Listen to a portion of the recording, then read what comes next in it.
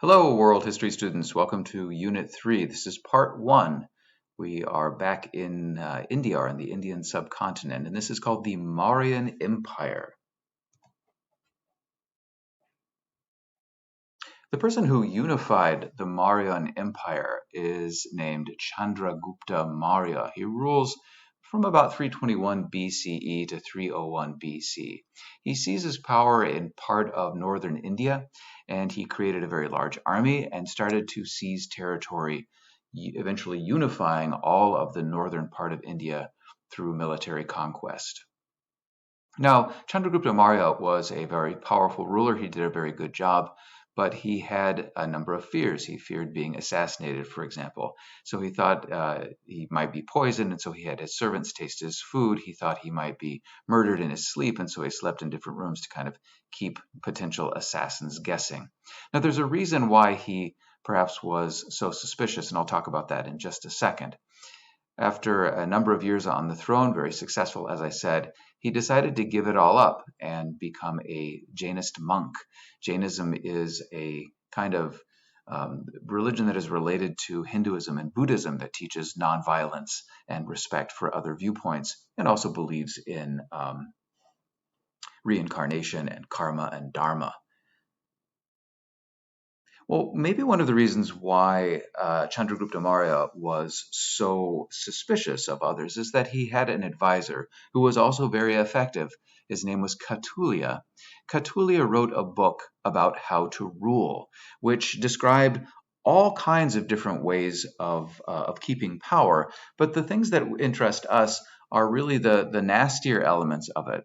He supports royal power and says that the ruler really should have absolute power, and he should be able to spy on people and make sure that they're not plotting against him. And in fact, if they are plotting against him, or if he feels like it's necessary, he thinks it's probably okay for the ruler to have his political enemies assassinated or killed.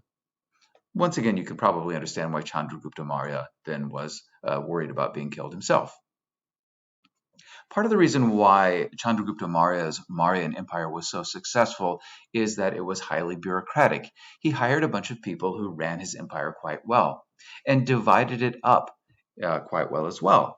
So, in a way, he's taking, well, this will happen later with Rome, but in a way, he's taking what the Romans did with the Roman Empire and hiring government officials to run the empire, and then doing what, for example, the Persians did under Darius, which is divided up. Now, they divided up the Mauryan Empire into 4 provinces, each one headed by a royal prince.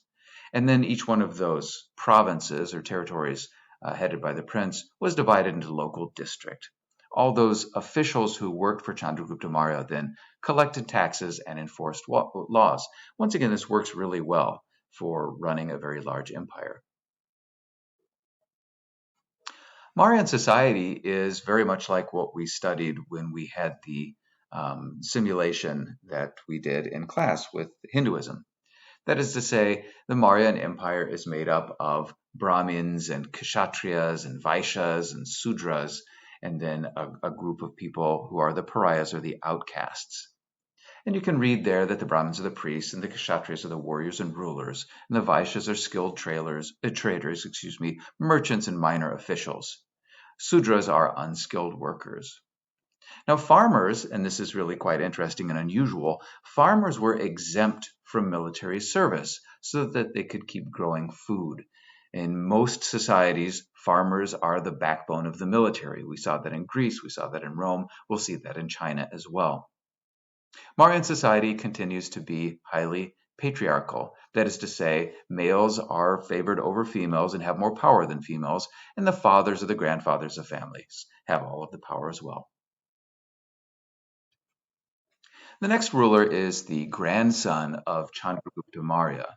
His name is Ashoka, and he rules from 269 to 232 BCE.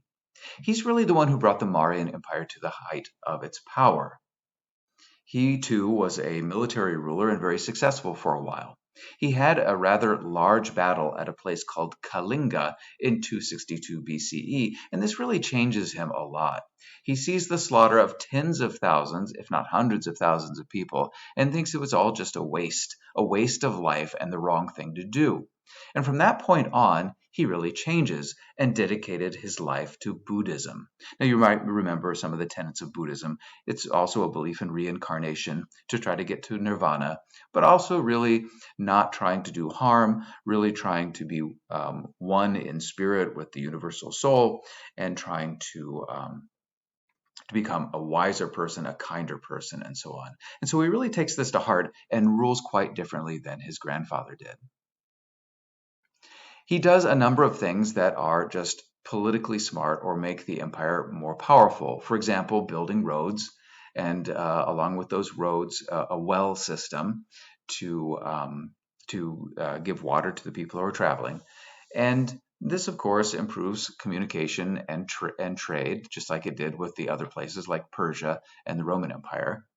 But then another thing that he does is to build these stone pillars that he puts up all around his empire with his policies carved into them. These are his edicts. And these edicts of Ashoka had the effect of allowing his subjects to be able to know in a very real way what he was all about. And he promised in these edicts on these stone pillars to treat his subjects fairly. He also promoted nonviolence and he assured religious toleration. In some ways, it's kind of like what his grandfather was doing with Jainism, but his grandfather had really retired and was just doing this for himself. This is Ashoka's way of trying to bring this to his entire empire. Sadly, after his death, though, the edicts were ignored. It started to break apart. Civil wars started as various rulers tried to seize power, and it doesn't continue. Well, I hope you got what you needed for your EQs. It's now time for you to take a short lecture quiz. Thanks so much. Have a nice day.